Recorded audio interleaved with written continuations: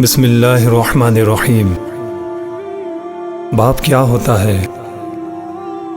باپ دنیا کا وہ واحد شخص ہے جو خود سے زیادہ آپ کو کامیاب دیکھنا چاہتا ہے۔ باپ کے آنسو تمہارے دکھ سے نہ گریں، ورنہ اللہ تم کو جنت سے گرا دے گا۔ باپ چاہے کتنا ہی بوڑھا ہو، گھر کا سب سے مضبوط ستون ہوتا ہے۔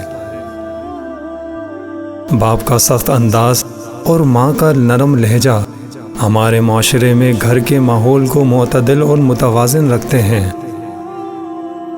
باپ کا حکم مانو تاکہ خوشحال ہو سکو، باپ کی سختی برداشت کرو تاکہ باکمال ہو سکو۔ باپ کے ساتھ حسن سلوک کرنا جہاد فی سبیل اللہ سے بڑھ کر ہے۔ باپ ایک ذمہ دار ڈرائیور ہے جو گھر کی گاڑی کو اپنے خون سے چلاتا ہے۔ باپ اللہ کی صفت ربوبیت کا مظہر ہے اور اللہ کی رحمت کا سایہ ہے۔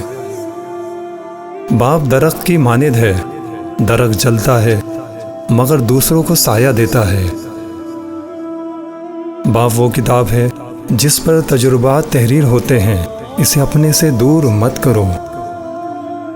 باپ جنت کے دروازوں میں سے بہترین دروازہ ہے، اب تمہیں اختیار ہے، خواہ نافرمانی اور دل دکھا کر اس دروازے کو ضائع کر دو یا فرما برداری اور خدمت کر کے اس دروازے کی حفاظت کر لو۔ چلتا ہوں دوستو، اس امید کے ساتھ کہ آپ اپنا اور ان سب کا خیال رکھنا جن کی امیدیں آپ سے وابستہ ہیں۔ مجھے اور میرے پیارے والد اور میری والدہ کو اپنی دعاؤں میں ضرور یاد رکھیے گا۔ فیصل محبوب کو اجازت دیجیے، فی امان اللہ۔